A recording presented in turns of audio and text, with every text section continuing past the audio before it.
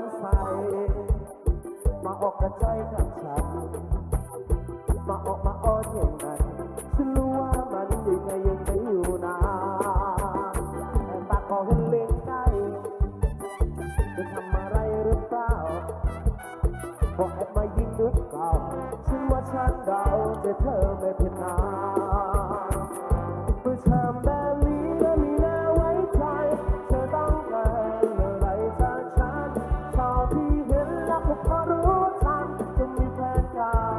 รดูแววตามันฟ้องรู้นะฉันรู้นะว่าเธอคิดอะไรอยู่แววตามีเล่นในหัวใจ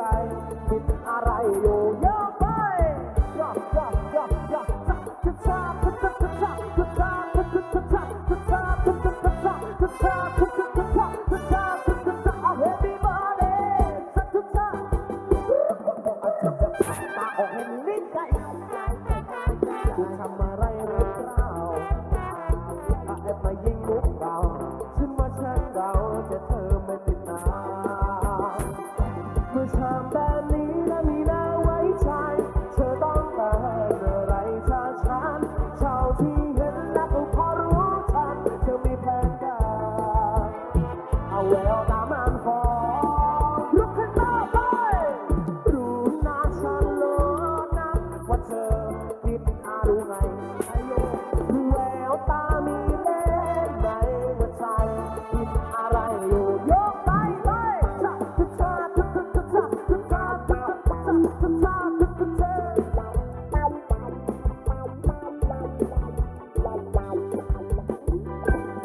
กรู้นะฉันรู้นะว่าเธอคิดอะไรอยู่แววตามีเล่นในหัวใจคิดอะไรอีกครั้งนะรู้นะฉันรู้นะว่าเธอคิดอะไรอยู่แววตามีเล่นในหัวใจคิดรู้ยังอะไรอยู่ยอกยอกยอกยอก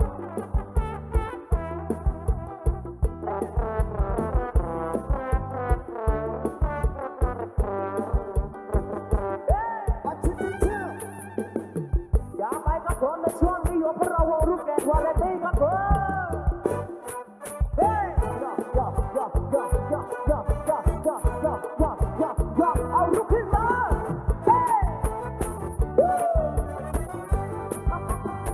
ถ้าเกิดในครอบครัวระดับปานกลางแต่ชีวิตมันต้องอยู่ในกรุงกับรักที่ได้บังเกิดเรานั้นได้ต้องช้ำทุกอย่างอาเดินเงินทั้งเดือนมาผ่อนคอนโดสักกว่าจะได้โซน่าสับไอโฟนดูหนังในซีรีส์เสร็จและมีเวทีเซ็นทรัลเวิลด์อย่าไปอย่าไป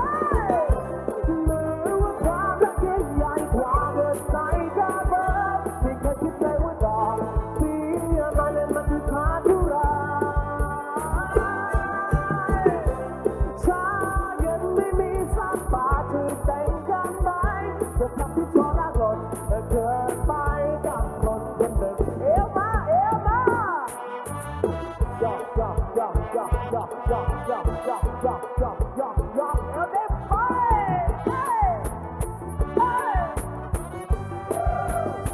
อาต่อเย็นต้องไปในผับไฮโซอาขับไปด้วยรถญี่ปุ่นคันโตตอนนอนต้องมีเมสเซจยืนบอกเธอว่านอนฝันดีอยากไปเรือเกินรีสอร์ทดีอยากให้ตัวเครื่องบินมาอย่างฟรีอยากได้ทีวีรุ่นใหม่เดินดูไปที่พาวเวอร์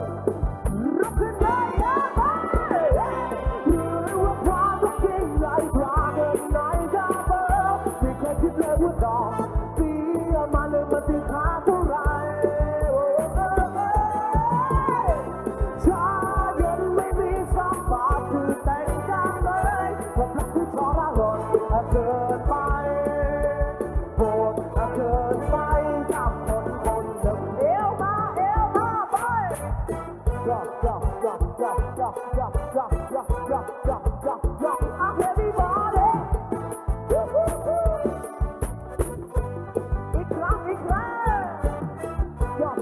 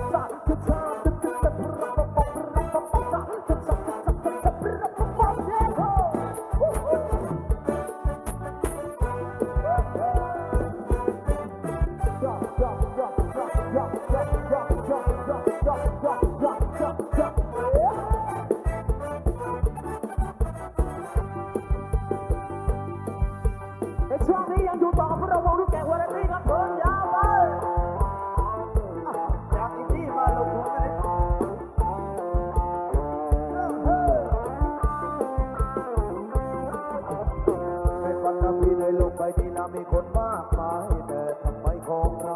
ไม่เจอสักทีคนที่ทั้งสองสามสี่เริ่มลืมจะบอกเรื่องความจริงใจนั้นเราก็มีเคยมีความรักแต่ไม่แฮปปี้รูปนี้แล้วไปไม่มีทางเดินความรักคนเรามันก็มีหลากหลายลีลาต้องมันก็เพื่อจางลาเพื่อหาความกายที่ยกที่จะมากมายเพื่อได้แล้วไปแล้วใครรู้ว่าโมนี่ละมันดีโลกแล้วใครรู้ถึงนิสัยใจคนจะขอบใครกี่คนอาโมทั้งใครจะไปรู้ว่าดีที่ผ่านมาใครจะไปรู้เขาหลอกเราไอ้ที่ช่วยคนที่เด็ดมาเพียงฟังเป็นน้ำมันต้องไปไอ้ที่ช่วยต่อแน่ไปหวังเพียงแค่ได้แล้วเขาก็ได้วันเลยต้องอยู่เลยต้องอยู่แสนนานไม่มีแฟนกันผ่านไม่ใช่ตายดี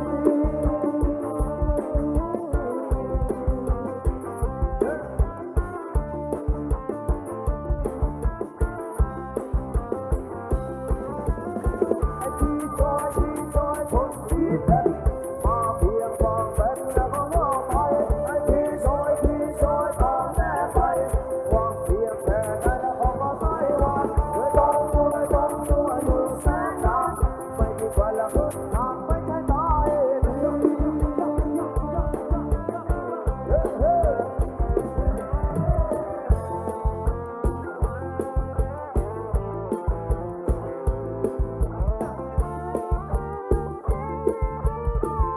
ช่วงนี้อยู่กับพี่เสนอนะฮะอันนี้พี่เสนอมาเองนะฮะในช่วงนี้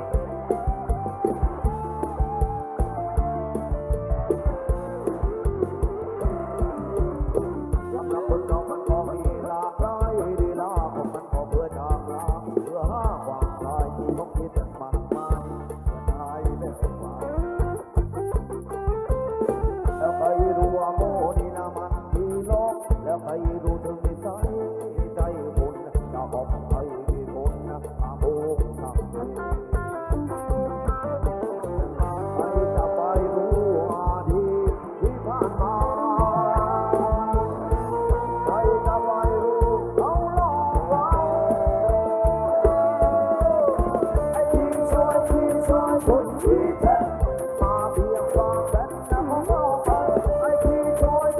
วยต่อแน่ไปหวังเพียงแค่ได้แล้วเขาก็ได้ว่าเลยต้องอยู่แสนนานไม่มีแฟนก็ทางไม่ใช่ตาย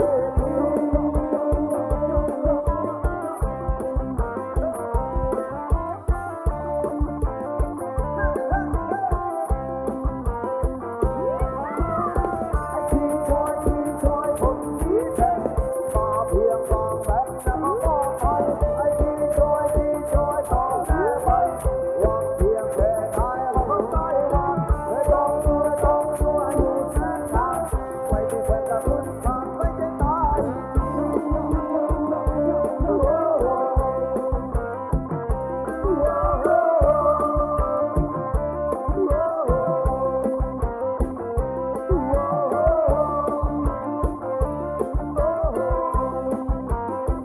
ไม่ใช่ตาย